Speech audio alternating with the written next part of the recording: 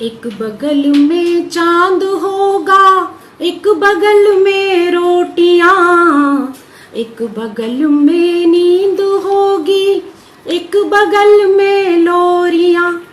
एक बगल में चांद होगा, एक बगल में रोटियां, एक बगल में नींद होगी, एक बगल में लोरियां। हम चांद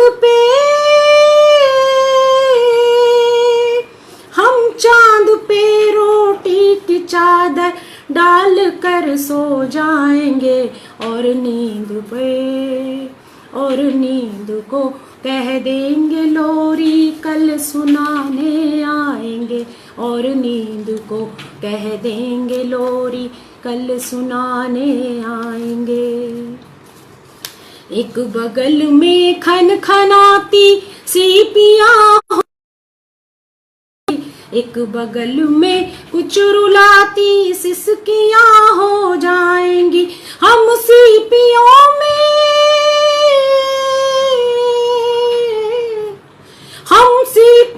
में भर के सारे तारे छू के आएंगे, और सिसकियों को गुदगुदी कर कर के यूं बहलाएंगे, और सिसकियों को गुदगुदी कर कर के यूं बहलाएंगे। अब न तेरी सिसकियों पर कोई रोने आएगा, कोई रोने आएगा। गम न कर, जो आएगा वो लौट कर ना जाएगा, लौट कर ना जाएगा। याद रख फिर कोई अनहोनी नहीं तो लाएगी तो ये कहानी और कुछ हो जाएगी।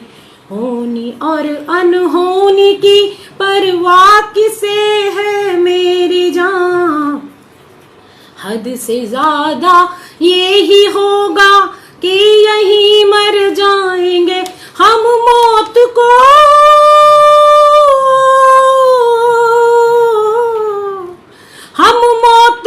सपना दिखाकर उठ खड़े हो जाएंगे, और होनी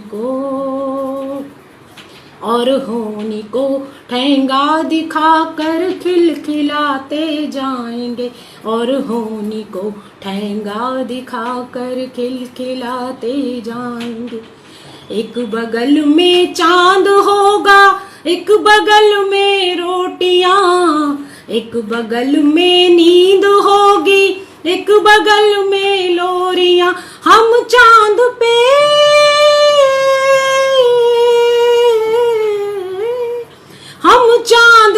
रोटी की चादर डाल कर सो जाएंगे, और नींद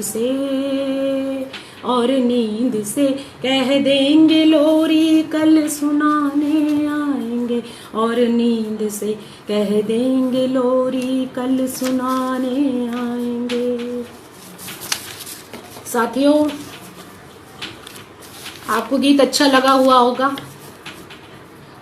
जैसा आज जो कठिन दौर है हमारे सामने, कोरोना का संकट, पूरी दुनिया में ये संकट है, और जिस तरह से वहाँ की सरकारें उससे निपट रही हैं और जो तरीके अपनाए जा रहे हैं, उन तरीकों से हमारे देश की सरकार नहीं सीख पा रही है। खुद हमारे देश के केरला में जो उपाय किए जा रहे हैं उससे भी हमारी सरकार सीख नहीं रही है।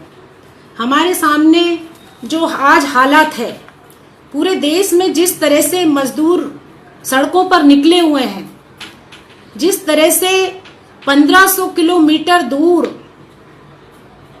वो पैदल जा रहे हैं अपने बच्चों के साथ, परिवार के साथ, वो पूरी दुनिया में शर्मसार करने के लिए है। हम आज तक इतनी बड़ी इकोनॉमी की बात करते रहे, हम कहते रहे कि 5 ट्रिलियन की हमारी इकोनॉमी है, लेकिन वो 5 ट्रिलियन इकोनॉमी की जो हम बात करते थे उसका असली रूप आज हमें दिखाई दिया है। कि हम अपने देश के मजदूरों को मुसीबत के समय सुरक्षा नहीं दे सकते, भोजन नहीं दे सकते, उनके लिए हम लोग वाहनों का व्यवस्था नहीं कर सकते, उनके बच्चों के लिए व्यवस्था नहीं कर सकते। आज अस्पतालों में जो पड़े हैं, जो परेशान हाल हैं, उनकी जांचें नहीं हो रही हैं, बहुत सारे लोग भटक रहे हैं इधर से उधर। हम किसी भी चीज में एक व्यवस्थित तरीके से काम नहीं कर पाए हैं। हमारे लिए सबसे बड़ी चुनौती है कि हम इसे कैसे लड़ें और कैसे इससे निजात पाएं। बहुत सारे लोग घरों में कैद हैं और बहुत सारी मानसिक तकलीफों में हम लोग गुजर रहे हैं। ऐसे ऐसे भयावह दृश्य हमारे सामने आ रहे हैं जिन्हें देखकर हम विचलित हो रहे हैं। लेकिन मैं समझती हूं कि हमें आज विचलित होने की जरूरत नहीं है। ये समय ऐसा है कि जब हमें इन पूंजीवादी सरकारों के चरित्र को भी देखना पड़ेगा, और जो सामने आ रहा है कि किस प्रकार से ये सरकारें इस दौर में भी लोगों के लिए राहत के काम तो कर ही नहीं रही, बल्कि लोगों को प्रताड़ना का काम कर रही हैं। जैसा कि आपने देखा कि सामाजिक कार्यकर्ताओं की जिस तरह से अरेस्टिंग हो रही है इस दौर में भी, ये शर्मनाक है। सुफूरा जैसी लड़की, प्रेग्नेंट लड़की, उसको भी आप जेल में ठूस देते हैं। किस तरह की संवेदनहीनता है सरकार में। आप भाषण देने के लिए आते हैं, हमारे प्रधानमंत्री जी भाषण देने के लिए आते हैं और बड़ी संवेदनाएं व्यक्त करते हैं, लेकिन असलियत में जब लोगों के लिए कुछ करने की बारी आती है तब उसका रूप हमारे सामने आ जाता है। पहले जब लॉकडाउन की घोषणा हुई, फर्स्ट तो जब जनता कर्फ्यू हुआ था, लोगों ने साथ दिया। आपने थाली बजाने की बात कही, लोगों ने थालियां भी बजाई, तालियां भी बजाई, और अब उससे आगे भी बढ़ बढ़कर लोगों ने किया। लोग और देश की जनता आपके साथ थी। आप चाहे कितना भी इस चीज को कहें या आपके भक्त कितनी भी इस बात को उड़ाएं कि ऐसे समय में भी आप राजनीति कर रहे हैं, तरह तरह के आरोप लगाएं, लेकिन देश की जनता और तमाम सामाजिक संगठन इस दौर में, मुसीबत के दौर में जनता के साथ खड़े रहे हैं और उन्होंने लगातार राहत के कामों में बढ़ चढ़कर भागीदारी की है। जिस समय ये सरकार नकारा स्थिति में बैठी थी, जिस समय ये सरकार केवल लॉकडाउन की घोषणा तो कर रही थी, लेकिन उसकी कोई पूर्व तैयारी नहीं की उन्होंने। उस वक्त में जो लोग काम कर रहे थे, जो सामाजिक संगठन मैदान में थे, उनकी मैं सराहना आज करना चाहूंगी कि किस तरह से जो रोल सरकारों का होना चाहिए था, भुखमरी से लोगों को बचाने का दायित्व तो सरकार का होता है। सामाजिक संगठनों की अपनी एक भूमिका है, कुछ राहत दे सकते हैं, लेकिन सरकार की अपनी भूमिका होती है। सरकार के पास बजट होता है, सरकार के पास एक ढांचा होता है। उस ढांचे में रहकर वो बहुत सारी चीजें कर सकते हैं, लेकिन हमारे सामने उदाहरण क्या है कि लोग रोटी के लिए तरस गए और आज भी वो स्थिति बनी हुई है। क्यों मजदूर इस तरह से पलायन कर रहा है? क्यों उसको विश्वास नहीं है? आप तो देश में जब चुनकर आए थे तब आपने कहा था कि हम चाय वाले हैं, हम गरीबों की बात करते हैं, हम गरीबों की सुख सुविधाओं की बात करते हैं, लेकिन और लोगों ने आप पे भरोसा भी बहुत जताया और आपको बहुमत से जिताया और आप जिस भी तरह से चलते रहे उसमें सहयोग किया लोगों ने। लेकिन आज आपने उन्हें दिया क्या है? ये मजदूर जो शहरों की ओर गए थे, उनकी खेती किसानी जो बर्बाद हुई आपकी नीतियों की वजह से, उससे वो पलायन करके अपनी आजीविका कमाने शहरों की ओर गए। उन्होंने शहरों को बनाया। उन शहरों में भी आपने उनको एक कोने की जगह दी। कोई बस्तियों में, झोपड़पट्टियों में वो पड़े रहे, बिहड़ों में पड़े रहकर भी उस शहर की सेवा की। उस शहर को चमकाया, उस शहर को के विकास में चार चांद लगाए। आज उस मजदूर की हालत आपने क्या कर दी? आज वो सड़कों पे चल रहा है, आज साइकिलों से जा रहा है, पैदल चल रहा है, उसके छोटे छोटे मासूम बच्चे सड़कों पर भटक रहे हैं। और किस तरह के हालात देश में बन गए, मुझे लगता है कि पूरी दुनिया में अगर हम देखें तो शायद कहीं भी ये चीज देखने में नहीं आई है। किस तरह से मजदूर चला जा रहा हो। क्यों अविश्वास है सरकार पर?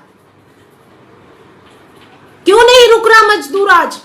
इसलिए नहीं रुक रहा कि बारिश आने वाली है, कुछ समय में उसे पता है अपनी स्थिति का, और बारिश आने से पहले वो अपने घर पहुंचना चाहता है।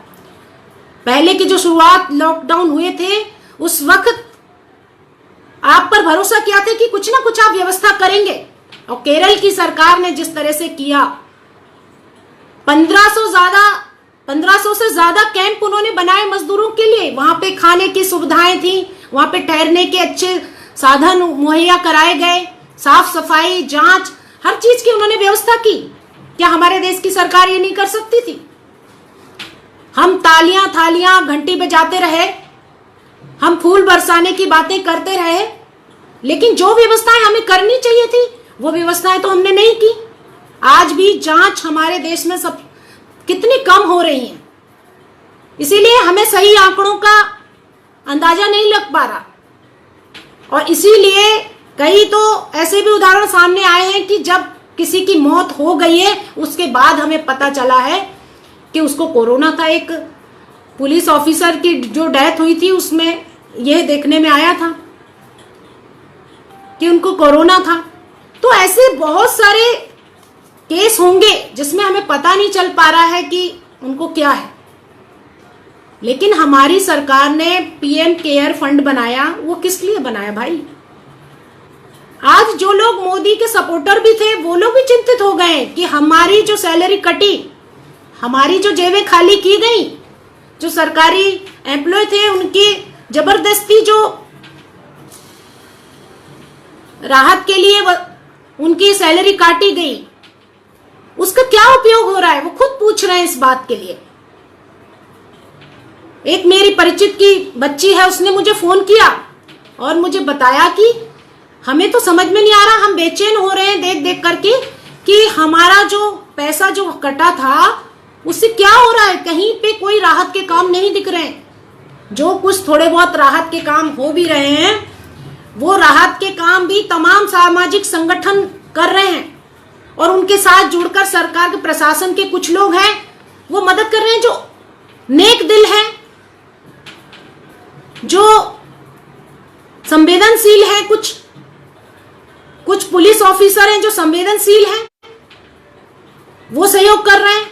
तो इस तरह से हम देख रहे हैं कि जो संवेदनशील लोग हैं उनके ऊपर एक तरह का भार आया है, और जो लुटेरे हैं, जो बेईमानी करते हैं, भ्रष्टाचार कर रहे हैं, वो छुपे हुए बैठे हैं। और सबसे बड़े देशभक्त इस समय छुपे हुए बैठे हैं, जो कुछ समय पहले तक सोशल मीडिया में आकर देशभक्ति की डींगे मार रहे थे, वो आज कहाँ हैं? दिखाई नहीं दे रहे कहीं भी।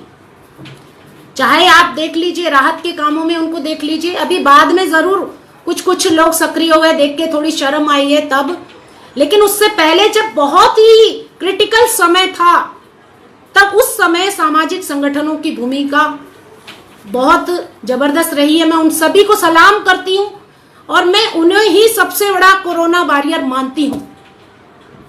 हमारे यहाँ पे कोरोना वॉरियर ग्रुप्स ऐसे चलते हैं जिसमें तमाम लोग हैं, उसमें पुलिस प्रशासन के लोग हैं, उसमें सरकार के नुमाइंदे हैं, अलग अलग प्रकार के लोग हैं, वो अपने आप को मानते हैं कोरोना वॉरियर। उसमें होंगे कई अफसर जो अच्छे काम करने वाले और जो संवेदनशील हैं होंगे, लेकिन सबसे बड़े कोरोना वॉरियर तो यही हैं जो फ्रंट लाइन में खड़े, जो आशा वर्कर हैं, जो आंगनवाड़ी वर्कर हैं, जो घर घर जाकर के लोगों का एक तरह से सहयोग कर रही हैं, जो लोगों को समझा रही हैं, जो वहां पे जांचें करने में जिनका उपयोग है, जो डाटा निकाल रही हैं। तो ऐसे जो लोग हैं उनके लिए हमारी सुरक्षा व्यवस्था क्या है?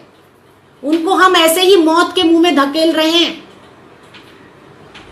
और वो लोग न केवल असुरक्षित तरीके से वहां जा रहे हैं, बल्कि वहां जो आम लोगों में एक दहशत बनी हुई है, जिसके कारण उनके ऊपर अटैक भी हो रहे हैं, ये भी हमें दिखाई दे रहा है।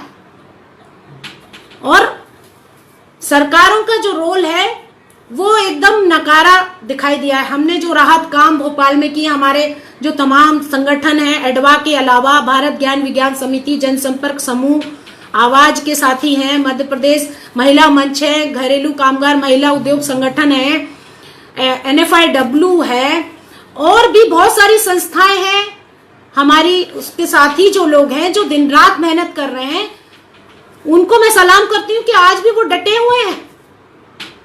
47 दिन हो गए हैं आज। उन दिनों में उन्होंने दिखा दिया है कि किस तरह से हम एकजुट होकर के काम करें तो हम कुछ सफलता हासिल कर सकते हैं। सबसे ज्यादा जो असर पड़ा है इस दौरान घरेलू कामगार औरतें और जो मजदूरों के बारे में तो पूरी चर्चा हो ही रही है। जो घरेलू कामगार औरतें हैं कि उनकी दशा बहुत इस बीच में खराब है, क्योंकि सबके लगभग काम छूट गए हैं और परिवार में कलह का वातावरण बन गया है। क्योंकि पहले भी आदमियों की आमदनी नहीं थी, उनको कभी मजदूरी मिलती थी, कभी नहीं मिलती थी, वो घर में बैठते थे। जगह जगह आपने देखा कि बस्तियों में ताश पट्टी खेलते हुए मिल जाते थे। और आज जो थोड़ी बहुत लोग मजदूरी करते थे, आज वो भी खत्म हो गई। और जो महिलाएं अपने परिवार को पालने की जिम्मेदारी संभाल रही थी, आज पूरी तरह से वो घर बैठी हुई हैं। लेकिन ये महिलाएं उस तरह से घर नहीं बैठी हैं, आज भी भोजन के लिए वो निकल रही हैं और सबके सामने हाथ फैला रही हैं। कितनी अजीब बात है। और हमारी सरकारें क्या दे रही हैं? उनको 5 किलो आटा। 5 किलो आटा देकर वो इस तरह से समझते हैं कि जैसे बहुत बड़ा हमने उपकार कर दिया। सरकार की ओर से सर्कुलर आता है कि हम 5 किलो प्रति व्यक्ति देंगे आटा, लेकिन एक व्यक्ति को आटा देकर और आप कहते हैं कि अब नहीं मिलेगा, जाइए। कंट्रोल की दुकान में सरासर बेईमानी हो रही है, लेकिन उसे रोकने का कोई उपाय नहीं है। अशोका गार्डन जैसी जगह पे, जहां पे हमारी महिलाओं ने प्रोटेस्ट किया, ऐसा नहीं है कि किसी को इस दौरान कोई शौक है प्रोटेस्ट करने का। हम भी जानते हैं कि ये संक्रमण बहुत बुरा है, लोगों के लिए खतरनाक है और हमें इसमें दूरी बना के रखना है। सुरक्षा के उपाय जो हैं उन्हें अपनाना है। लेकिन आप जिस तरह से मजबूर लोगों को कर रहे हो, तो लोगों के पास ऑप्शन क्या बचता है? लोग क्या करें, कहां जाएं? और सबसे बड़े आप जानते ही हैं कि किस प्रकार से हमारे देश में पहले से ही हम भुखमरी में बहुत अव्वल नंबर पे रहे हैं, हमारा देश। और आज जब इस तरह के हालात हुए हैं कि करोड़ों लोगों के रोजगार चले गए, तो भुखमरी का और बड़ा सवाल हमारे सामने आ गया। और थोड़ा सा आटा देकर आप कह रहे हैं कि हमने तो बहुत बड़े काम कर दिए और अपनी पीठ थपथपा रहे हैं प्रशासन के लोग। जो आटा दिया गया है उसमें भी आप देखिए कितनी चोरी हुई है। हमारे साथी लोग इसमें लिख रहे हैं, बता रहे हैं मुझे, और हमारे यहाँ भी खुद भोपाल में भी ये देखने में आया कि 5 किलो आटे में भी चोरी हो गया। ग्वालियर में 10 किलो जो आटा मिला उसमें भी चोरी हो गया, उनको 7-8 किलो मिला, किसी को 5 किलो 6 किलो। और इतना वक्त नहीं होता है कि वहां पे खड़े होकर किसी से बहस की जाए कंट्रोल की दुकान पर, उनको तुरंत औरतों को भगा दिया जाता है। किस तरह से आपसे लड़ा जाएगा? एक हमारी एडवा की कार्यकर्ता है जो अशोका गार्डन में रहती है, पिछले 15 दिनों से परेशान रही, लोगों को ले जाकर के हर अथॉरिटी से मिली वो, लेकिन आज तक उनको राशन नहीं दिया गया। आप सोचिए, उनको प्रोटेस्ट करना पड़ा, उसके बाद कुछ 15 लोगों को राशन मिल पाया, लेकिन उसके बाद रात में ही धमकी मिल जाती है एक टीआई साहब फोन करके बोलते हैं कि बहुत किससे पूछकर आपने प्रोटेस्ट किया है, क्यों प्रोटेस्ट किया है, और ये अलाउ नहीं है, इस समय आपको जेल में सड़ा दिया जाएगा। उसने अच्छी तरह से जवाब दिया है हालांकि, लेकिन आप देखिए कि जो बेईमानी कर रहा है, जो चोरी कर रहा है, जो लोगों का राशन तक चुरा रहा है, उसको आप धमकी देते नहीं है। जो लोगों के हक छीन रहा है उसको आप धमकी नहीं देते। जो लोग अपने लिए मांग कर रहे हैं, जो न्याय की बात कर रहे हैं, आप उनको धमकियां दे रहे हैं। तो ये हमारी पुलिस प्रशासन की व्यवस्था है, ये हमारे सरकारों का रवैया है। वहां के स्थानीय जो पार्षद है, वहां के स्थानीय जो नेता हैं, वो धमकाते हैं कि मैडम आप बहुत उचक रहे हो और आप ज्यादा इस तरह से मत बोलिए। तो इस तरह से सरकारों का जो रवैया है, एक तरफ तो आप कर नहीं रहे, जो लोग कर रहे हैं उनको आप धमकाने का काम कर रहे हो। आज हम देख रहे हैं कि इतनी अजीब स्थिति है कि पूरे देश में आप ऐसी डिबेट चला रहे हो कि ये कोरोना जो है मुस्लिमों के द्वारा फैलाया हुआ है, और उसका असर हमें हर कहीं दिखाई देता। जब ये लॉकडाउन हुआ और हमारे बहुत सारे मुस्लिम कम्युनिटी के जो लोग हैं, जनसंपर्क समूह के साथ में मिलके बहुत जरूरी राहत के काम किए मुस्लिम कम्युनिटी ने, और ये बात चारों तरफ जब फैली कि बहुत बड़े पैमाने पर वो काम कर रहे हैं, सिख कम्युनिटी, मुस्लिम कम्युनिटी, सामाजिक संगठन, तो बहुत प्रशासन और सरकार के दिमाग में खुराफात चलने लगा कि किस तरह से इनको बदनाम किया जाए, किस तरह से इनके ऊपर आपेक्ष लगाए जाएं, किस तरह से उनको इन चीजों से रोका जाए, क्योंकि एक उनकी छवि बन रही लोगों के बीच में, जो प्रचार किया जाता है हिंदू, उस छवि से वो बाहर आ रहे हैं और अपना एक ऐसा परफॉर्मेंस दिखा रहे हैं कि जिसमें लोगों के अंदर जो मनुष्यता है वो बची रहे। आप उस समय डिबेट पूरा चला रहे हो, पूरे देश में ऐसा माहौल बना दिया है कि राहत कामों में भी उस चीज का असर दिखाई दिया। मैं आपको एक अनुभव सुनाती हूँ कि एक जगह पे हम लोगों ने किचन चलाया, वहां पे एक मुस्लिम महिला है, हमारी साथी है, मैं उनका नाम यहाँ पे नहीं ले रही हूँ, उन्होंने किचन चलाया, 5-6 दिन किचन चलाकर उन्होंने कहा मैडम ये हम किचन हमें बंद कर देना चाहिए। बहुत सारे लोग यहाँ पर आकर लड़ रहे हैं, कुछ हिंदू लोग भी हैं जो किसी के बहकावे में, वैसे वो अच्छे लोग हैं और हमारे उनसे अच्छे संबंध रहे हैं, लेकिन कुछ लोगों के भड़काने से वो ऐसी बातें कर रहे हैं कि कोरोना फैल सकता है आपके यहाँ पर, और इसलिए आप ऐसा करिए कि इसमें अभी हम लोग कुछ दिन के लिए इसको बंद कर देते हैं और बाद में हम देखेंगे जब माहौल ठीक होगा। वो किचन क्यों शुरू किया गया था? उस इलाके में जो नेता से संबंधित लोग थे, जो नेताओं की चमचागिरी में सबसे आगे रहे, उन लोगों को राशन मिलता रहा, लेकिन जो गरीब तबके के लोग हैं, जो अपने लिए मेहनत मजदूरी करके अपना परिवार पालते हैं और जो इस तरह की राजनीति में भागीदारी नहीं करते, उनके पीछे पिछलग्गू नहीं बने हुए हैं, उन लोगों को उस लिस्ट से काट दिया गया। जब हमने उनकी मदद करने की कोशिश की तो इस तरह की चर्चाएं शुरू हो गई कि अरे इस तरह से हो रहा है। और ये तमाम जो शहरी लोग हैं, उच्च तबके के लोग हैं, अपर मिडिल क्लास के जो लोग हैं, वो एक अलग तरह का, उनके अंदर एक अलग तरह की असंवेदनशीलता दिखाई दे रही।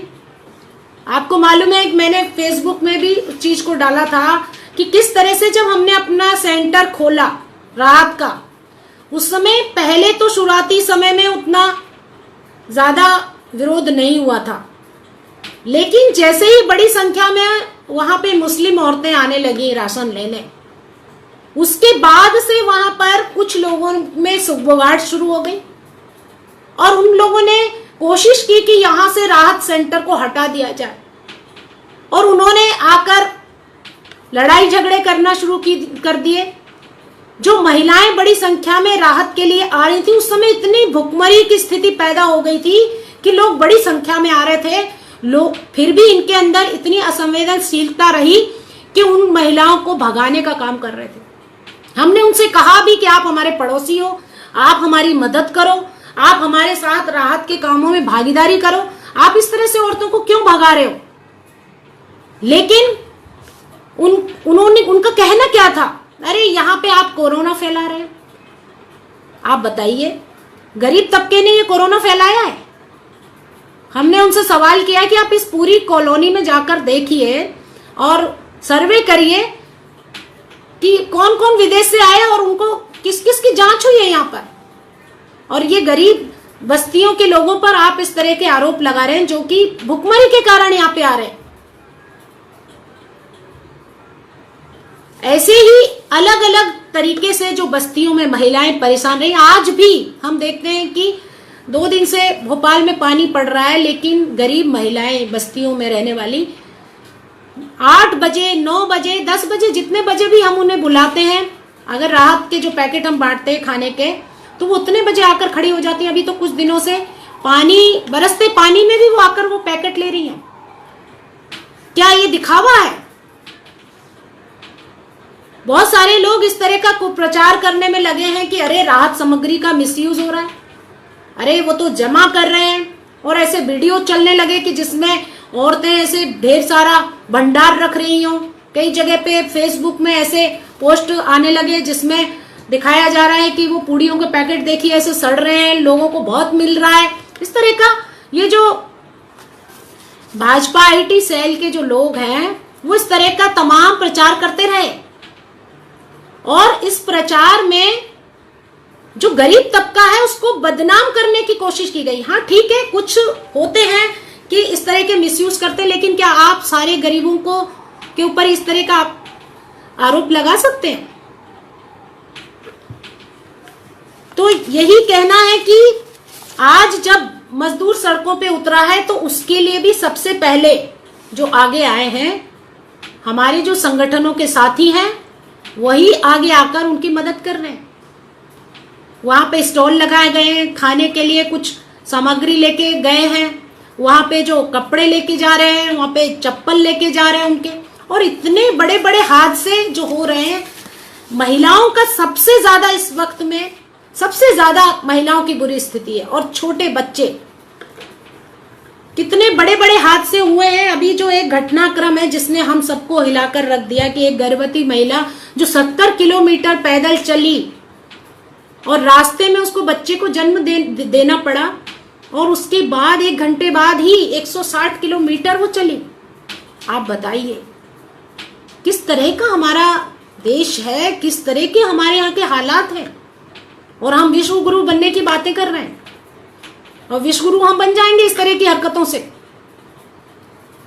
इसके बाद जो अभी लखनऊ में एक हादसा हुआ था जिसमें साइकिल पे जा रहे थे परिवार के सदस्य, उसमें 2 बच्चे और मियां बीवी, जो टक्कर आकर के उनको मार दिया। और सबसे हिलाने वाला जो सीन था, सबसे ज्यादा जिसने सबको व्यथित कर दिया, जो 16 मजदूरों के पटरी पर जो डेथ हुई, जिस तरह से उनको कुचल दिया गया, और उस पर असंवेदनशीलता। आप देखिए किस तरह के सवाल जवाब हो रहे हैं कि क्यों पटरी पर सोए हैं, उनको क्या समझ नहीं है इस तरह की, वो किस परिस्थिति में निकले हैं, किस परिस्थिति में वहां पे पहुंचे हैं, क्या वजह रही होंगी, उसको हम समझना नहीं चाहते। हम उनपे सीधे उनको जाहिल गंवार समझने की कोशिश कर रहे हैं। वो कोई जाहिल गंवार लोग नहीं है। आज जो सड़कों पे पैदल चल रहे हैं, जो वो कोई जाहिल गंवार नहीं है। वो समझ गए हैं, इस सरकार के चरित्र को समझ गए हैं कि ये सरकार वाकई लफाज सरकार है। ये केवल बातें बना सकते हैं, ये आंसू बहा सकते हैं, ये घड़ियाली आंसू बहा सकते हैं, ये लोगों को भरमा सकते हैं, लेकिन लोगों की समस्याओं का निदान नहीं कर सकते। और मैं तो ये कहूंगी कि ये जो इतने सारे मजदूर सड़कों पर निकले हैं, ये एक तरह का उनका प्रतिरोध भी है। और जैसा कि सुभा जी ने भी आज एक पोस्ट लिखी थी इस पर, और मैं भी 2 दिन से इस तरह का विचार कर रही थी मन में कि ये एक बहुत बड़ा प्रतिरोध है एक तरह से। इसमें ये बात सही है कि इसको हम दूसरे नजरिए से देख रहे हैं, लेकिन आप बताइए पूरे देश के मजदूर, हजारों मजदूर सड़कों पर लॉन्ग मार्च कर रहे हैं, इस तरह का नजर आ रहा है मुझे तो। और इतना ताकतवर मजदूर वर्ग है कि आप देखिए बहुत सारे लोग तो इतनी कष्टों के बाद भी अपने घर पहुंच गए। ये बात सही है कि बहुत सारे लोग 350 से ज्यादा हादसे हो चुके हैं, 350 से ज्यादा लोग मर चुके हैं इसमें, लेकिन फिर भी हौसले को देखने की जरूरत है। इस तरह का हौसला हम कर नहीं सकते। हम 10 किलोमीटर चलने में हमारी हालत खराब हो जाती है, हम सोच के ही हमारी रूह कांप जाती है। और ये मजदूर कितना पैदल चल रहे हैं, कितना, शायद मुझे लगता है दुनिया में शायद कहीं और उदाहरण है ही नहीं ऐसा। इतना साहस का काम वो कर रहे हैं। ये बात सही है कि इसमें सरकारों की जो दुष्टता है वो एक अपनी जगह है, लेकिन अब आप कितना भी उनको रोकने की कोशिश कर रहे हैं वो नहीं रुकना चाह रहे। आपके चाहे उद्योग को नुकसान हो, आपकी सरकार को नुकसान हो, आपके उत्पादन पे असर पड़े, अब उनको आप पे भरोसा नहीं है क्योंकि आपने उनको भूखों मार दिया। और अब आप कह रहे हो कि हम इनको राहत देंगे, पैकेज देंगे, आप रुकिए, व्यवस्था करेंगे, तो अब आपके कहने का कौन सुनेगा। अगर बारिश आ गई तब इन मजदूरों का क्या असर होगा। उन्होंने बहुत सही सोच कर निकले, क्योंकि बारिश में वो कीड़ों मकोड़ों की तरह जिंदगी जीते, किसी पुल के नीचे पड़े होते, किसी नदी तालाब के आसपास पड़े होते और बड़े बड़े हादसे उस वक्त में हो रहे होते। तो उन्होंने बहुत सोच कर ही वो पैदल चल रहे हैं और किसी की बात से वो मान नहीं रहे। और जितने भी सामाजिक संगठन हैं देश के और आम लोग हैं, और जो सिख समुदाय के, मुस्लिम समुदाय के, हिंदू कम्युनिटी के भी जो अच्छे लोग हैं, इस तरह के सारे जो लोग नेक लोग हैं, आज मिलकर इस लड़ाई में, इस लॉन्ग मार्च में उनके साथ खड़े हैं। और आगे भी हमें खड़े रहने की जरूरत है। हमें हताश होने की, रोने की, धोने की, ये ठीक है कि बहुत दुखद घटनाएं जो हमें विचलित कर रही हैं, लेकिन हमें एक सबक भी दे रही है, हमें सिखा भी रही है कि ये समय ऐसा है कि जब हमें इन पूंजीवादी सरकारों के जो लोकतांत्रिक सरकारें अपने आप को कहती हैं, उनका असली चरित्र अब हमें दिखाई दे रहा है। उनकी जो नकारापन है वो अब हमारे सामने आ रहा है। और आज हम नहीं समझे और आज हम मजदूरों के साथ, किसानों के साथ नहीं खड़े हुए तो हम बहुत पीछे चले जाएंगे। हमें आज भी देश के मजदूर किसानों पे भरोसा है और उन्होंने जिस तरह से स्टेप लिया, बहुत सही स्टेप लिया। और एक प्रोटेस्ट है, ये प्रोटेस्ट में हमने भाग लिया, बाकी लोगों ने भी भाग लिया। आज किसान भी जिस रूप में परेशान है, लेकिन वो इन मजदूरों के साथ खड़ा है। जहां से भी रास्तों से गुजर रहे हैं, जो साथ दे रहे हैं वो किसान भाई हैं। अपना खुद नुकसान उठाकर, अभी सरकार उनको फसलों का दाम दे नहीं पा रही है। जो हम सारे संगठनों के लोग मांग कर रहे हैं कि 1.5 गुना दाम किसानों को मिलना चाहिए। और पहले से हम जानते हैं कि हमारे देश में कितना बर्बादी हुई है किसानों की, कितने उनकी आत्महत्याएं हुई हैं, कितना उनके साथ ऊपर जुल्म हुआ है। आज भी वो कितनी देर देर तक मंडियों में खड़े रहते हैं, बारदाने की व्यवस्था नहीं होती है, उनकी फसलें खराब होना शुरू हो जाती हैं, उनको पानी पड़ने लगता है, और कभी खरीदारी हो भी जाए तो उनका भुगतान नहीं होता है। किस रूप में वो जी रहे हैं, लेकिन उसके बाद भी इन मजदूरों का साथ दे रहे हैं। ये बहुत सोचने वाली बात है और ये एक सराहना की बात है, क्योंकि जो आज ये किया जा रहा है वो सच में ही आगे जाके एक अच्छा गठजोड़ बने और एक देश में जबरदस्त आंदोलन हो इस सरकार के खिलाफ। क्योंकि सरकार इस लॉकडाउन का भी फायदा उठा रही है। सरकार सोच रही है कि ये लॉकडाउन में शायद कोई प्रोटेस्ट नहीं करेगा, तो ये इसकी भूल है। आप जितना मजबूर करते जाएंगे लोगों को, तो रास्ते पे आना होगा। ये ठीक है, हम सब चीजों का पालन करेंगे।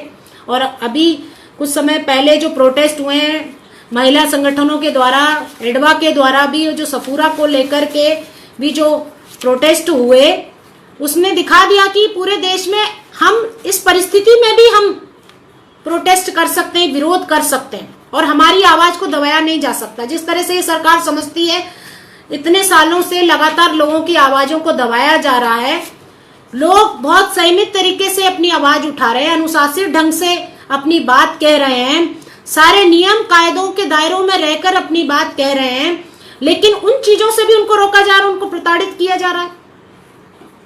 लेकिन ये चीज अब नहीं चलेगी। ये चीज अब लगातार एक सीमा पार कर चुकी है। अभी ऐसे ऐसे मामले हमारे सामने देखने में आए हैं ये राहत कामों के दौरान कि उस समय जो कोई भी इस तरह की महिलाएं या झुंड हमें दिखाई देता है तो हम उनके पास जाते हैं, पूछते हैं बहन जी कहाँ से आए हो, कैसे आए हो, क्या स्थितियां हैं। एक बार जब मैं प्रभात पेट्रोल पंप के पास जा रही थी, वहां पे एक महिलाओं का झुंड मैंने देखा, तो मुझे लगा शायद ये 500 रुपए बैंक से निकालने यहाँ पर आई हैं। वो नंगे पैर थी, पैदल बिल्कुल आई थी, और मैंने जाके उनके पास पूछा कि भाई क्या स्थिति है आप लोगों की। जिस तरह से अनुभव निकल रहे हैं हमारे सामने कि लोग 10-10 किलोमीटर पैदल जाकर के औरतें भोजन की तलाश में घूम रही हैं। पूरे शहर में ऐसा ही माहौल बना हुआ है, क्योंकि आप लोगों को रोक रहे हो, मार पीट कर रहे हो उनके साथ। जगह जगह आपने बाड़ लगा दी है, पुलिस को खड़ा कर दिया है, लेकिन आप भोजन की व्यवस्था नहीं कर रहे हो। हमने देखा कि किस तरह से नहीं हो गया। हाँ? है? उसमें दिखा तो रहा है। ठीक है, चलो। हमने देखा कि किस तरह से लोगों को परेशान किया जा रहा है। अभी जो राहत का काम कर रहे हैं उनके सामने भी बड़ी दिक्कतें आई हैं कि उनकी गाड़ियों को रोकना, उनकी पिटाई लगाना, उनको अलग अलग जगह पे अनुमति लेने के लिए जाना पड़ रहा है, और जो औरतें अपने भोजन की तलाश में इधर उधर निकलती हैं उनको भी भगाया जाता है। आदमी लोगों की पिटाई होती है, इसलिए उस बहाने से आदमी घरों में है, औरतें सड़कों पर आकर के अपने भोजन की व्यवस्था कर रही हैं। आपको देख के ये अच्छा लगता है। आप महिलाओं के सम्मान की बात करते हैं हमारे प्रधानमंत्री जी, लेकिन ये महिलाएं जो सड़कों पर आकर के भोजन की तलाश में घूमती हैं, तब आपको शर्म नहीं आती है? क्या हम इतनी सी व्यवस्था नहीं कर पाते? हमारे देश में मिड डे मील योजना है, आंगनवाड़ी केंद्रों के माध्यम से हम लोग भोजन की व्यवस्था कर सकते थे। राशन प्रणाली हमारे यहाँ पे है, उसके माध्यम से अगर हम सबको महीने भर का राशन उपलब्ध करा देते तो ये जो लॉकडाउन हमने किया था उसका कुछ फायदा निकलता। लेकिन हमने कोई व्यवस्था नहीं की। आज भी वही हालत है। आज भी 5 किलो के लिए महिला सड़क पे खड़ी हुई है, दुकान में लाइन में लगी हुई है। आपने बहुत बड़ा उपकार किया, 500 रुपए उनके बैंक में डाल दिए, और आप उसकी वाहवाही लूटना चाहते हैं कि 500 रुपए हमने आपके बैंक के अकाउंट में डाल दिए। वो 500 रुपए लेने के लिए, जनधन के खातों में जो आपने 500 रुपए डाले उनको लेने के लिए महिला परेशान है। पूरी बैंकों में के सामने लाइन लगाई, जब उसका नंबर आता है तो उसको भगा दिया जाता है। सड़कों पे अलग अलग जगहों पे पुलिस उनको रोकती है। बिल्कुल भेड़ बकरियों की तरह से हाका जा रहा है, जैसे कि कोई वो अपराधी हो। और जो हमारे मिडिल क्लास के जो लोग हैं, मैं सभी की बात नहीं कर रही हूं, जो अलग अलग तरह की बहसों में उलझे हुए हैं और वो जो ज्ञान की बातें दे रहे हैं कि अरे ये लोग क्यों सड़कों पे निकल रहे हैं, ये कोरोना फैलाएंगे, और ऐसी बातें हमने अपने आसपास सुनी है। राहत कार्यों के दौरान हमारे आसपास जो लोग हैं वो इस तरह की बातें करते रहे हैं कि ये लोग किस तरह से फैला रहे हैं कोरोना। तो ये बातें हमें बताती हैं कि हम कितने आत्म केंद्रित हैं और कितने हम केवल अपने बारे में सोचने वाले बनते जा रहे हैं। इस समाज से हमारा कोई वास्ता नहीं है। इन गरीब मजदूर किसानों की मेहनत के दम पे आज हम यहाँ पर हैं, और हम उन्हीं को जाहिल गंवार, उन्हीं को हम सब उनके ऊपर हर तरह के आरोप लगा रहे हैं, लेकिन हम उनको दे कुछ नहीं सकते। हम उनके लिए व्यवस्था कुछ नहीं कर सकते। हमने कितनी बार उनके लिए आवाज उठाई है। जो लोग भी इस तरह की बातें करते हैं, हम उनसे पूछना चाहते हैं कि उन्होंने क्या उनके लिए अभी तक किया है। अभी कई तरह की जो दिक्कतें आ रही हैं कि हमने कई बार प्रशासन से बातें की हैं, हमारे तमाम संगठनों ने मिलकर के, कि भाई आप चावल दे रहे हो तो उसके साथ दाल भी लगेगी भाई, ये तो खाने वाला जानता है, सभी जानते हैं। हमारे देश के नेताओं का, हमारे देश के जो अधिकारी हैं, हमारे देश के प्रशासनिक जो लोग हैं, उनका तो पेट भर नहीं पाता, वो गरीब के आटे में से भी चुरा लेंगे। वो अपने लिए सारे उपहार चाहते हैं, सारे तरह की चीजें उनको चाहिए खाने के लिए, लेकिन गरीब तबके के लिए उनके दिमाग में ये बात नहीं आती कि उनको दाल की जरूरत है। जब सब चीज बिकना बंद है तो वो किस चीज से पेट का पालन करेंगे।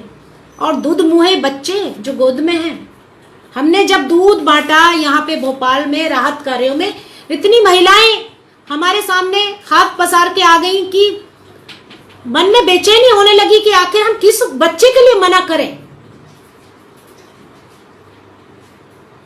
हर बच्चे को दूध चाहिए जो गोदी में है, सबको मालूम है ये बात, लेकिन हमारी सरकार ने एक भी दिन कभी आंगनबाड़ी के माध्यम से या अपने किसी भी स्रोत से दूध की व्यवस्था की है। एक हमारे भोपाल में जनसंपर्क समूह, हमारे साथी, हम सब लोग इसमें जुड़े हुए हैं, बच्चा रसोई शुरू की उन लोगों ने, एका समूह है जो, उसमें उन्होंने बच्चों के लिए हर तरह का मेनू बनाया, उसमें भोजन वो देते हैं और बच्चों की चॉइस के अनुसार अलग अलग प्रकार के वो खाने का इंतजाम करते हैं, लोगों से दान लेकर के वो व्यवस्था कर सकते हैं, लेकिन हमारी सरकार व्यवस्था नहीं कर सकती है। आज भी वो दूध बांट रहे हैं बच्चों के बीच में जाकर, गरीब बच्चों के लिए, दूध मुहे बच्चों के लिए। वो क्या खाएंगे आप सोचिए, माँ के शरीर में दूध नहीं है और कहीं दुकानों पर मिल नहीं रहा है, अगर है मिल भी रहा है तो जेब में पैसे नहीं है। इन हालातों में किस तरह से एक बच्चे को पाला जाएगा, ये हमारी सरकारों को समझ में नहीं आता। जो बड़े बच्चे हैं उनकी तो बात ही छोड़ दीजिए, और जो औरतें हैं चाय तक के लिए तरस गई। बहुत सारी महिलाएं जब आती थी सामग्री लेने तो वो, अरे मैडम थोड़ा हम लोगों को दे दीजिए, हम काली चाय पी लेंगे, शक्कर, तब हम लोगों ने शक्कर देना शुरू किया अपने उसमें।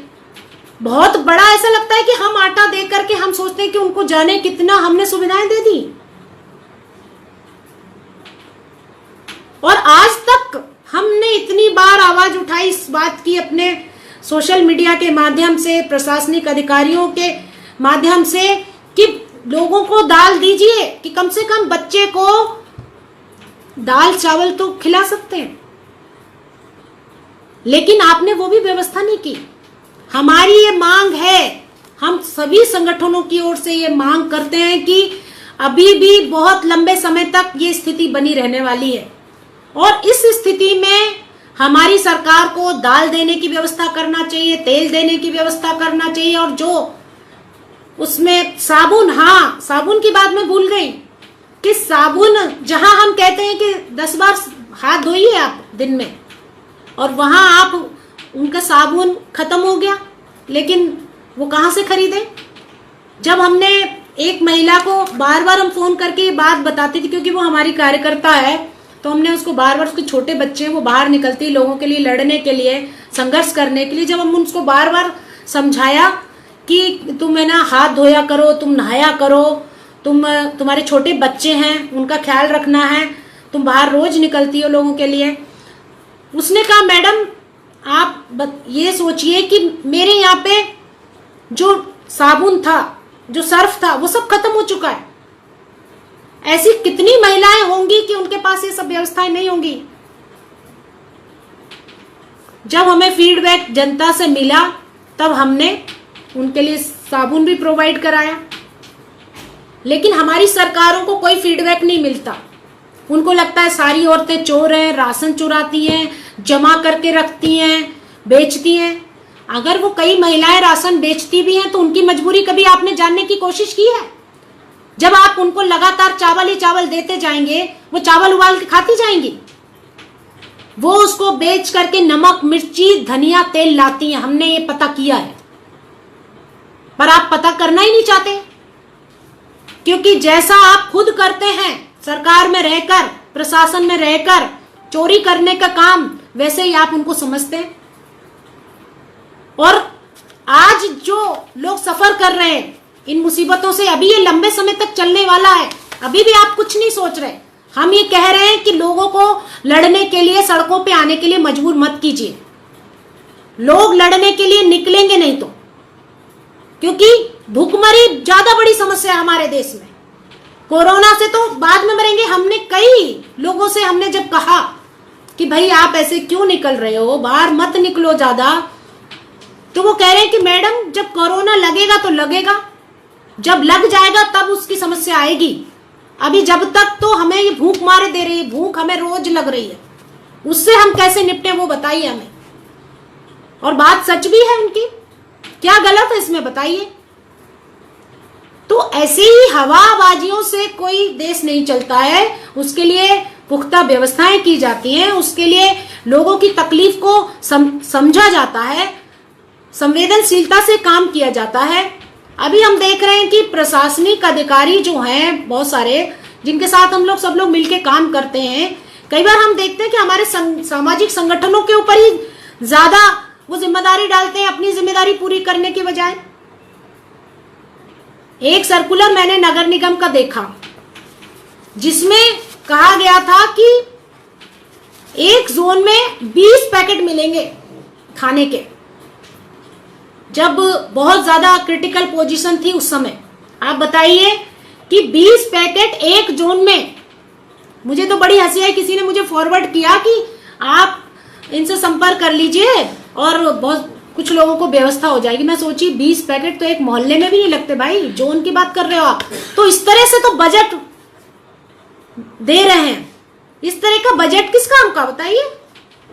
नगर निगम के लोगों पे जो जिम्मेदारी आप थोपते हो, लेकिन नगर निगम के कर्मचारियों से अगर आप बात करोगे तो उनको पता चलेगा कि वहां पे कोई व्यवस्था नहीं है, कोई राहत की, कोई इस तरह की व्यवस्था नहीं है लोगों के लिए। अलग अलग रूप से लोग, कुछ जो संवेदनशील अधिकारी हैं वो अपने अलग अलग स्रोतों से वो कुछ कर रहे हैं, कोशिशें, लेकिन सही पैमाने पर कोई ठीक ठाक प्रबंध नहीं है। तो हम ये कहना चाहेंगे कि अभी भी जो स्थितियां बनी हैं उसमें सरकार जागे, और जो इतने सारे मजदूर पूरे देश भर में फंसे हुए हैं, सीमाओं पे संकट है। जब आप ये कह देते हो कि इस तरह से हम लोगों को जाने के लिए प्रबंध कर रहे हैं, तो आपको फिर संकट क्या है? कभी इस सरकार से बात करो, कभी उस सरकार से बात करो, फिर उधर की सरकार तैयार नहीं हो रही है, इधर की सरकार तैयार नहीं हो रही। भाई क्या माजरा है ये? जब आपने एक देश में एक नीति लागू कर दी तो सबको उस नीति को मानना चाहिए और एक सर्कुलर जारी होना चाहिए और उसके आधार पे कोई मुसीबत नहीं होना चाहिए। कितनी मुश्किल के साथ में लोगों के जाने का प्रबंध किया जा रहा है। बहुत सारे जो स्टूडेंट हैं वो फंसे हुए हैं, वो तो मांगने में भी शर्म आ रही है उनको। हम लोगों ने जब राहत सामग्रियां उनको दी, पूछ के, कई जगह पे तो हमने पूछ के कि कोई समस्या तो नहीं आप लोगों को, उनको बड़े मुंह छुपाकर, ये अच्छी बात है कि लॉकडाउन में सबको मुंह छुपा करके खड़ा होना पड़ रहा है, ये बहुत अच्छी बात है। और इससे कम से कम जो लोग मांग रहे हैं उनकी पहचान तो जाहिर नहीं हो रही कम से कम। और लड़कियां जो यहाँ पे पढ़ने आई हैं भोपाल में, वो मुंह बांध करके राहत सामग्री के लिए आते हैं, उनको शर्म आती है। बहुत सारे मजदूर मिले, उन्होंने भी कहा मैडम हम लोग इस तरह से कभी मांगा नहीं है। जब हम एक जगह पे सेमरा क्षेत्र है वहां पे राशन बांटने गए, वहां पर तो हम गरीब बस महिलाओं को दे रहे थे राशन। उस वक्त कुछ मजदूर हमें बराबर हमारी तरफ एकटक होकर के देखे जा रहे थे, तो हम लोगों को लगा कि क्या कहें, इनको चाहिए या नहीं चाहिए, ये क्या है। और उस समय हमारे पास बहुत कम पैकेट हुआ करते थे कि लोग इतने ज्यादा हैं, क्योंकि कोई भी दुकान उस समय नहीं खुल रही थी। तो उस वक्त लेकिन हमने सोचा कि इनसे पूछ ही लेते हैं कि भाई आप क्या बात है आप लोगों को। तो बोला मैडम हम लोग हमको शर्म आ रही है, आपको लग रहा हो कि हम अच्छे खासे दिख रहे हैं, अच्छे कपड़े पहने अच्छे खासे दिख रहे हैं, तो आपको लग रहा होगा कि हम लोग बहुत अच्छे हैं, तो आप हम लोगों को नहीं पूछेंगी। पर हम लोग भी बहुत परेशानी में, यहाँ पे इस तरह के बहुत सारे लोग रहते हैं जो हम प्राइवेट जॉब करते थे, फैक्ट्री बंद हो गई है, हम लोग यहाँ पे पड़े हुए हैं, हम कहीं जा नहीं पा रहे हैं, हम बिहार से हैं, हमारी बहुत सारी दिक्कत है। हमने यहाँ पर ठेला लेकर के चलाने की कोशिश की, यहाँ पे सब्जी बेचने की कोशिश की, हमारा ठेले को तोड़ ताड़ दिया गया और उनको भगा दिया गया, तो अब हमारा वो ठेला भी बंद है। तो जगह जगह जो छोटे छोटे काम धंधा अपना शुरू कर रहे हैं, अब उनके पास जब ऑप्शन नहीं, क्योंकि अगर आप खाने के लिए उनको देंगे तो किसी को शौक नहीं है कि जाकर के वो सड़कों पे डंडे खाएगा। और सही बात कही है, अभी जब एनडीटीवी में मैं एक बार देख रही थी कल परसों, जब एक बच्चा जब बोल रहा था कि इनको पुलिस वालों को ये जाते हुए लोगों को डंडे मार रहे हैं, उनको ये लग रहा है कि हम लोग कानून तोड़ रहे हैं और जा रहे हैं इस तरह से, तो वो डंडे हमें मार रहे हैं, उनको ये समझ में नहीं आ रहा कि हम लोग भूखे हैं, हमारे लिए वो व्यवस्था होनी चाहिए। तो इस तरह के बहुत मजबूर लोग हैं कि जो ये बता नहीं पा रहे कि हमको ये सामग्री चाहिए। और अभी तक ऐसे तमाम स्टूडेंट हमारे पास आते हैं, रोज छुप के रात में आते हैं, वो किसी के सामने पहचान जाहिर नहीं करना चाहते, वो आकर के चुपचाप कहते हैं कि आंटी हम लोगों को कुछ राशन दे दीजिए। और उन लोगों के लिए जब हम उनको अच्छी तरह ट्रीट करते हैं और उनको राशन देते हैं तो एक अलग तरह की खुशी होती है, और वो अपने परिवारों को बताते हैं कि हम लोगों को ऐसे लोग मिल गए हैं, तो परिवारों के अंदर भी एक आश्वस्ति बनती है कि चलिए कोई उनको मिला। तो साथियों, अभी बड़ा लंबा सफर हम लोगों को सबको तय करना है। इस लॉकडाउन की स्थिति कब तक रहेगी, क्योंकि भोपाल, इंदौर ये रेड जोन में है, और अभी पूरे मध्य प्रदेश में भी ये बढ़ ही रहा है तेजी के साथ में। तो ये स्थिति अभी इतनी जल्दी खत्म नहीं होगी, और इससे निपटने के लिए हम लोगों को अलग अलग रूप से अपने काम करने होंगे। हम राहत के काम भी करेंगे, हम सरकार का सहयोग भी करना चाहते हैं, लेकिन सरकार भी अपनी जिम्मेदारी को अच्छी तरह समझे, और जो व्यवस्था की जानी चाहिए, अलग अलग प्रकार की जो सामग्री लोगों को दी जानी चाहिए उसके बारे में सोचना चाहिए। अपना जो पीडीएस सिस्टम है, जो मिड डे मील योजना है, और ये सब व्यवस्थाएं की जानी चाहिए। और सबसे ज्यादा हम उन लोगों को सलाम करना चाहते हैं कि जो फ्रंट लाइन में खड़े हैं, हमारे डॉक्टर्स हैं, हमारी नर्स हैं, हमारी आशा आंगनवाड़ी कार्यकर्ता हैं, जो आगे रहकर एक तरह से पूरा मुकाबला कर रही हैं, जूझ रही हैं। सफाई कर्मी हैं, पंचायत कर्मी हैं, हमारे जो एम्प्लॉय हैं, बैंक के एम्प्लॉय जो आते हैं, और तमाम जो क्षेत्र हैं जो जिसमें लोग काम कर रहे हैं, जरूरी सेवाएं उनमें जो लोग काम कर रहे हैं, उन सभी लोगों को हम लोग धन्यवाद देना चाहते हैं। उन सभी को हम सलाम करना चाहते हैं।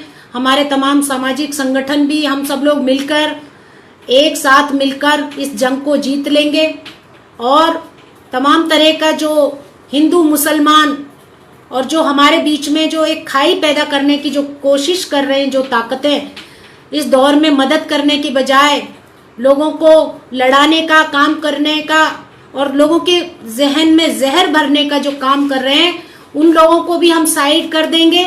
और मजदूरों ने जिस तरह का एक हिम्मत दिखाई और जिस तरह से वो निकल पड़े, और उन्होंने एक देश भर में संदेश दिया है कि अब हमारे मुद्दों पे बातचीत होना चाहिए। अभी तक जिस तरह से पूरे मीडिया में हिंदू मुसलमान की डिबेट हो रही थी, मजदूरों के ये लॉन्ग मार्च के बाद, भूख का मार्च भी कह सकते हैं इसको, इसके मार्च के बाद आज पूरी डिबेट बदल चुकी है। ये बहुत ठीक बात है, और अब ये पूरा केंद्र में आ गया है, और कई लोग जिनकी बात समझ में नहीं आ रही थी, सरकार का चरित्र समझ में नहीं आ रहा था, उनको ये चरित्र अब समझ में आने लगा है। और हम सब लोग मिलकर, सारे जो मनुष्यता के पक्षधर हैं, जो इंसानियत के पक्षधर हैं, वो सारे लोग मिलकर पूरी दृढ़ता के साथ टिके रहेंगे, मजदूरों के साथ, किसानों के साथ, जो मुसीबतों के मारे हैं, जो बस्तियों में रहते हैं, जो अलग अलग प्रकार से मुकाबला कर रहे हैं, जो फ्रंट लाइन में, हम उनके सबके साथ खड़े हैं। और 14 तारीख को जो प्रोटेस्ट होने वाला है, जो फ्रंट लाइन के जो वर्कर हैं और सामाजिक संगठन जो भी इस तरह के इस दिशा में आगे बढ़ रहे हैं, उनके समर्थन में एक जो प्रोटेस्ट होने वाला, उनके समर्थन में जो एक बड़ा एक कार्रवाई होने वाली है, हम एडवा की ओर से उस कार्रवाई में भी बढ़ चढ़कर हिस्सेदारी करेंगे और हम सब लोग मिलकर एक अच्छे समाज को बनाने की लड़ाई को जारी रखेंगे। हमारे ऊपर कितने भी रोक लगे, कितने भी हमें दबाने की कोशिश की जाए, लेकिन हम नहीं रुकेंगे। इनकलाब जिंदाबाद।